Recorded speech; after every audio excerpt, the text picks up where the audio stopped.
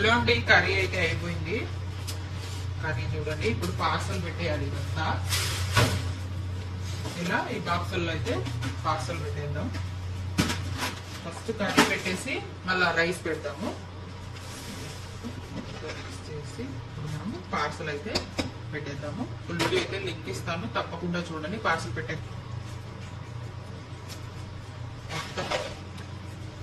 ఇది ఎంతమందికి? ఒక 10 మందికి అన్నాడు.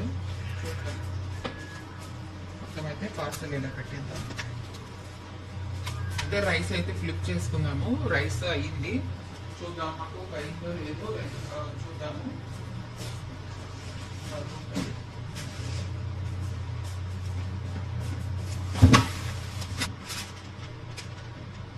మొబైల్ చూడండి.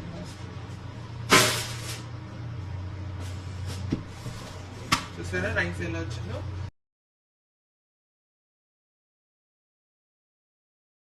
సాఫ్రాన్ రైస్ అనమాట. ఫ్లిప్ చేయగలనా? ఫ్లిప్ చేస్తాను లేండి. పడిపోతుంది అక్కడి.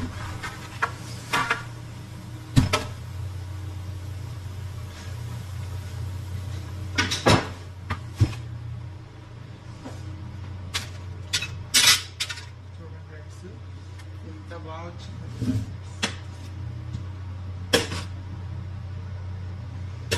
ఇది ఇప్పుడు మనం పార్సల్ పెట్టుకున్నాము. ఉన్న రైస్ కొద్దిగా అయితే ఇంట్లోకి తీసుకున్నాం. రైస్ చూడండి ఎంత పొడి పొడిగా వచ్చిందో. సూపర్ వచ్చింది కదా. చూడండి పొడి పొడిగా వచ్చేసింది. కనిపిస్తుంటుంది, పొగలా వస్తుంది. ఇదైతే రైస్ ఇంట్లో తీసుకున్నాం.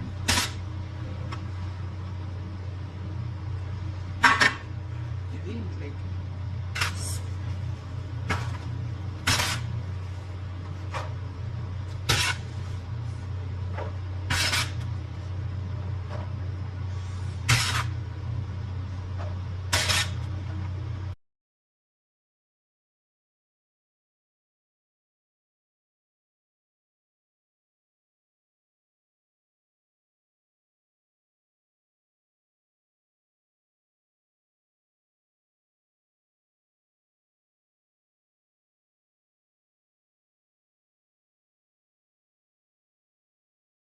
చూసేయండి. పార్సల్ అయితే పెట్టేశాను.